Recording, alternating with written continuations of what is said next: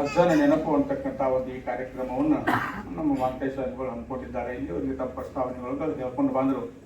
ಅಂತ ಒಂದು ನೆನಪು ಅಂತಕ್ಕಂಥದ್ದು ಹಿರಿಯರ ನೆನಪು, ಅಜ್ಜನ ನೆನಪು. ಅಜ್ಜ ಅಂತ ಯಾರಿಗೆ ಅಂತಾರಂದ್ರೆ ಅವ್ವನ ತಂದಿಗೆ ಅಂತಾರ ಅಜ್ಜ, ಅಪ್ಪನ ತಂದಿಗೂ ಅಜ್ಜ ಅಂತಾರ.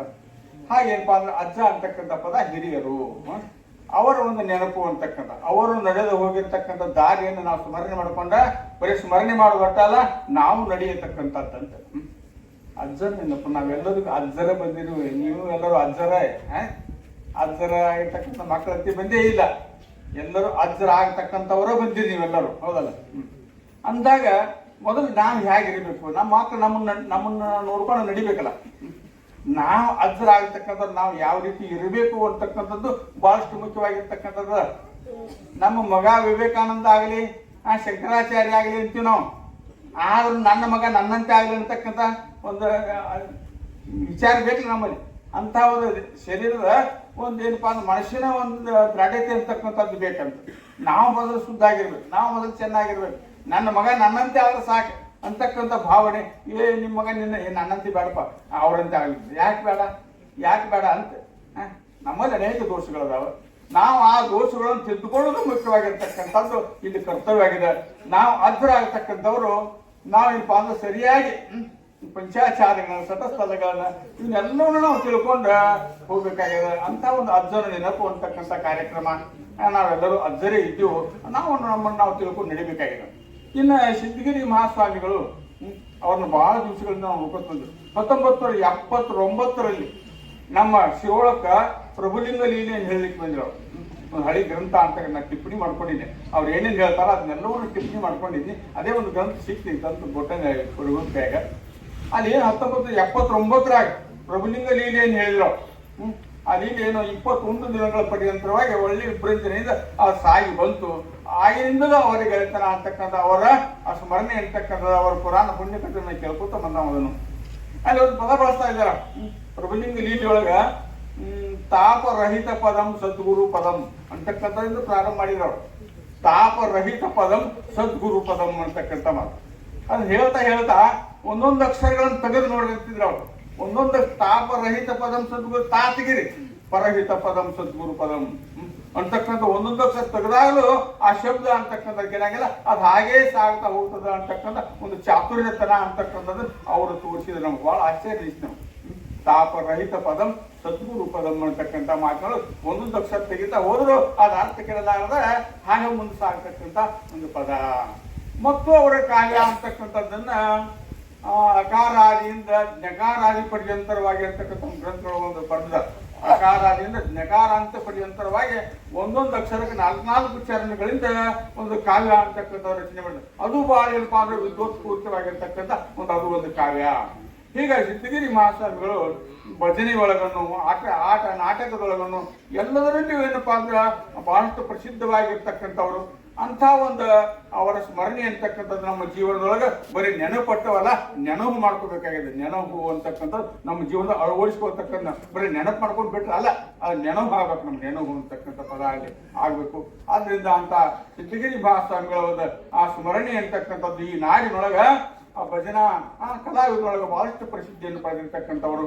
ಅಂದಿನಿಂದ ಇಂದಿನ ತನಕ ಆ ಭಜನೆ ಅಂತಕ್ಕಂಥ ಮತ್ತಷ್ಟು ಮುಂದೆ ಸಾಗೆ ಈಗ ಮತ್ತೂ ಮುಂದೆ ಆಗಿದ್ದಾರೆ.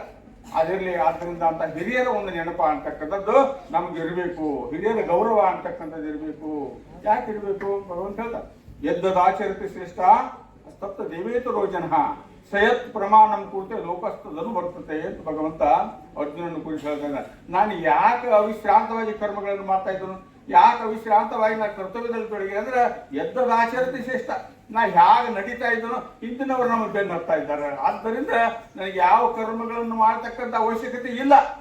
ಏನಂದ್ರೆ ಇದ್ರು ನಾನು ಅವಿಶ್ರಾಂತವಾಗಿ ಯಾಕೆ ಕರ್ಮಗಳನ್ನು ಮಾಡ್ತಾ ಇದ್ರು ಅಂದ್ರೆ ಹಿಂದಿನವರ ಸಲುವಾಗಿ. ಹಿಂದಿನವರು ದೊಡ್ಡವರು ಆಚರಣೆಯನ್ನು ನಡೆಸ್ತಾ ಇದ್ದಾರೆ.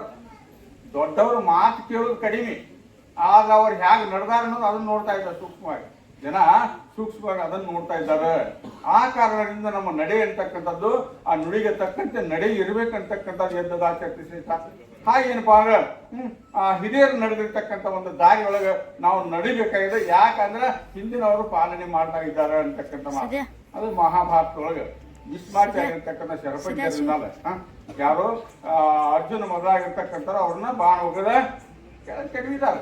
ಶರಪಂಚರ ಮಲಗಿದ್ದಾನೆ. ಮುಂದೇನಪ್ಪಾ ಅಂದ್ರ ಅವ್ರೇನು ಉತ್ತರಾಯಣ ಬರುವವರೆಗೆ ಅವರ ಯೋಗ ಸಾಮರ್ಥ್ಯದಿಂದ ಅವರು ಮುಂದುವರೆದಿದ್ದಾರೆ. ಅವ ಶ್ರೀಕೃಷ್ಣ ಪರಮಾತ್ಮ ಹೇಳ್ತಾ ಇದ್ದಾರೆ, ಇಲ್ಲ ನಿಮ್ಮ ಹಿರಿಯ ಜೀವ ಯಾವ ಚಂದ್ರವಂಶದ ಸೂರ್ಯ ಅಂತಕ್ಕಂಥವ ಇನ್ನು ಕೆಲವೇ ದಿವಸದೊಳಗೆ ಅವನ ಪ್ರಾಣ ಅಂತಕ್ಕಂಥ ಹಾರಿ ಹೋಗ್ತಾಗ ಅವನ ಉಪದೇಶ ಅಂತಕ್ಕಂಥ ನಿಮಗೆ ಆಗ್ಬೇಕಾಗಿದೆ ಅಂತ ತಿಳ್ಕೊಂಡು ಶ್ರೀಕೃಷ್ಣ ಪರಮಾತ್ಮ ಎಲ್ಲ ಪಾಂಡವರನ್ನ ಕೌರವರಂತೆ ನಾಶಿಗೆ ಹೋಗಿದ್ದಾರೆ. ಅಲ್ಲ, ಪಾಂಡವರನ್ನ ಕರ್ಕೊಂಡು ಅವ್ರ ಹತ್ರ ಬರ್ತಾ ಇದ್ದಾನೆ. ಅವರಿಂದ ನೀವು ಉಪದೇಶ ಕೇಳ್ರಿ, ಅವ್ರ ಮಾತುಗಳನ್ನು ಕೇಳ್ರಿ. ಯಾಕೆ ಮುತ್ತಜ್ಜ ಅಜ್ಜ ಎಲ್ಲ ಪಾಂಡವರಿಗೆ ಯಾರು ಭೀಷ್ಮಾಚಾರ್ಯ ಅನ್ನತಕ್ಕಂಥ ಅಜ್ಜನ ಸ್ಥಾನದಲ್ಲಿ ಇರ್ತಕ್ಕಂಥ ಅವ್ರನ್ನ ಬೆಳೆಸಿರ್ತಕ್ಕಂಥವ, ಅವ್ರ ಮಾರ್ಗದರ್ಶನ ನಿಮಗೆ ಆಗಲಿ ಅಂತಕ್ಕಂಥ ಉದ್ದೇಶದಿಂದ ಯಾರು ಶ್ರೀಕೃಷ್ಣ ಪರಮಾತ್ಮ ಅವನು ಸಾಕಷ್ಟು ಹೇಳಿದಾನ. ಆಗ ಅಜ್ಜನ ಒಂದು ಉಪದೇಶ ನಿಮಗೆ ಆಗಲಿ ಅಂತಕ್ಕಂಥ ಉದ್ದೇಶನ ಅವ್ರನ್ನೆಲ್ಲರನ್ನು ಕರ್ಕೊಂಡು ಯಾವ ಭೀಷ್ಮಾಚಾರ್ಯ ಹಿಂದಲ್ಲಿ ಬಂದಿದ್ದಾನೆ. ಭೀಷ್ಮಾಚಾರ್ಯ ಹೇಳ್ತಿಲ್ಲಪ್ಪ, ನಿನ್ನ ಮೊಮ್ಮಕ್ಕಳು ಬಂದಿದ್ದಾರೆ, ಅವ್ರು ಏನಾದ್ರು ಉಪದೇಶ ಮಾಡುವಾಗ ಇಲ್ಲ, ನನಗೆ ಉಪದೇಶ ಮಾಡ್ತಕ್ಕಂಥ ಒಂದು ತ್ರಾಣ ಇಲ್ಲ ನನಗೆ. ನಾನು ಬಹಳ ಜೀರ್ಣಾಗಿ ಹೋಗಿದ್ದೇನೆ. ನನಗೆ ಹೇಗೆ ಮಾತಾಡಿ ನಾನು ಎಲ್ಲ ಮೈ ತುಂಬ ಶಸ್ತ್ರಗಳು ನಟ್ಟಾವ, ಮತ್ತೆ ಈಗ ಶಸ್ತ್ರಗಳ ಮೇಲೆ ಮಾಡ್ಕೊಂಡಿದ್ದಾರೆ ಅವ್ರು ನೋಡಿ. ಹೇಗೆ ಹೇಳಿ ಅಂತ ಶ್ರೀಕೃಷ್ಣ ಪರಮಾತ್ಮ ಅವನ ಮೇಲೆ, ಅವನ ದೇಹದ ಮೇಲೆ ಒಂದು ಕೈ ಎಳೆದಾಗ, ಅವನ ಹಸ್ತವನ್ನು ಸ್ಪರ್ಶ ಮಾಡಿದಾಗ ಅವನಿಗೆ ಒಂದು ತ್ರಾಣ ಅಂತಕ್ಕಂಥ ಗೊತ್ತು, ಅವನಿಗೆ ಮಾತಾಡ್ತಕ್ಕಂಥ ಒಂದು ಶಕ್ತಿ ಬಂದ ಅವಾಗ ಮಾತು ಹೇಳ್ತಾ ಇದ್ದಾನ. ಯಾವ ಪಾಂಡವರನ್ನು ಕುರಿತ ಶಾಂತಿ ಪರ್ವದೊಳಗೆ ಬಹಳ ವಿಸ್ತಾರವಾಗಿರ್ತಕ್ಕಂಥ ಉಪದೇಶ ಅಂತಕ್ಕಂಥ ಮಾಡ್ತಾರೆ. ಗೃಹಸ್ಥ ಅಂತಕ್ಕಂಥ ಹೇಗಿರ್ಬೇಕು, ಬ್ರಹ್ಮಚಾರಿ ಆಗಿರ್ಬೇಕು, ಸನ್ಯಾಸಿ ಆಗಿರ್ಬೇಕು, ವಾನಪ್ರಸ್ಥ ಆಗಿರ್ಬೇಕು ಅಂತಕ್ಕಂಥ ಅನೇಕ ವಿಚಾರಗಳನ್ನು, ರಾಜಧರ್ಮ ಅಂತಕ್ಕಂಥದ್ದು ಯಾವುದು, ರಾಜಧರ್ಮ ಹೇಗಿರ್ಬೇಕು ಅಂತಕ್ಕಂಥ ತಂದೆ ಧರ್ಮ ಏನು, ತಂದೆ ತಾಯಿಯ ಧರ್ಮ ಏನು, ಮಕ್ಕಳ ಧರ್ಮ ಏನು, ಅನೇಕ ಧರ್ಮ ವ್ಯಾಖ್ಯಾನವನ್ನ ಯಾವ ಭೀಷ್ಮಾಚಾರ್ಯರು ತನ್ನ ಮೊಮ್ಮಕ್ಕಳಾಗಿರ್ತಕ್ಕಂಥ ಯಾವ ಪಾಂಡವರಿಗೆ ಉಪದೇಶ ಅಂತಕ್ಕಂಥದ್ದು ಮಾಡ್ತಾ ಇದ್ದಾನೆ. ಅಂದಾಗ ಇಲ್ಲಿ ಅಜ್ಜನ ನೆನಪು ಅಂತಕ್ಕಂಥದ್ದು ಬಹಳಷ್ಟು ಮುಖ್ಯವಾಗಿರ್ತಕ್ಕಂಥದ್ದು. ನಾವೇನಪ್ಪಾ ಅಂದ್ರೆ ನಮ್ಮ ಹಿರಿಯರಾಗಿ ಇರ್ತಲ್ಲ, ಆ ಹಿರಿಯರ ಸಂಸ್ಮರಣೆ ಅಂತಕ್ಕಂಥದ್ದು ನಾವು ನೋಡ್ಬೇಕಾಗಿದೆ. ಆದ್ರೆ ನಮ್ಮದನ್ನ ನಮ್ಮ ಮಕ್ಕಳು ನೋಡ್ತಾ ಇದ್ದಾರೆ, ನಮ್ಮ ಮೊಮ್ಮಕ್ಕಳು ನೋಡ್ತಾ ಇದ್ದಾರೆ. ಆದ್ರಿಂದ ನಾವು ಹೇಗಿರ್ಬೇಕಂದ್ರೆ ನಾವು ಒಳ್ಳೆಯ ಚಾರಿತ್ರ್ಯವಾನರಾಗಬೇಕು. ಬರೀ ಹೇಳೋದ್ರಿಂದ ಸಮಾಜ ಸುಧಾರಣೆ ಆಗೋದಿಲ್ಲ. ನಾವು ಮಾಡ್ತಕ್ಕಂಥ ಕ್ರಿಯೆಗಳು, ನಾವು ನಡೆಯತಕ್ಕಂಥ ದಾರಿ ಅಂತಕ್ಕಂಥದ್ದು ಒಳ್ಳೆ ಸಾತ್ವಿಕವಾಗಿರ್ಬೇಕು ಅಂತಕ್ಕಂಥ ಉದ್ದೇಶ ಇವತ್ತಿನ ಸಭೆಯಿದ್ದು. ಆದ್ದರಿಂದ ಇಂಥ ಸಿದ್ಧಗಿರಿ ಮಹಾಸ್ವಾಮಿಗಳ ಒಂದು ಚಾರಿತ್ರ್ಯ ಅಂತಕ್ಕಂಥದ್ದು ಬಹಳಷ್ಟು ಸ್ತುತಿಪೂರ್ಣವಾಗಿರ್ತಕ್ಕಂಥದ್ದು. ಅಂಥ ಚಾರಿತ್ರ್ಯವನ್ನು ನಾವೆಲ್ಲರೂ ಅನುಕರಣೆ ಮಾಡೋಣ. ಅವ್ರ ಮಾರ್ಗದಲ್ಲಿ ನಾವೆಲ್ಲರೂ ನಡೆದು ಹೋಗಿ ನಮ್ಮ ಜನ್ಮವನ್ನು ಸಾರ್ಥಕ ಮಾಡಿಕೊಳ್ಳೋಣ ಅಂತಕ್ಕಂಥ ಎರಡು ಮಾತುಗಳ ಸಂದರ್ಭದಲ್ಲಿ ನನ್ನ ಮಾತಿಗೆ ವಿರಾಮ.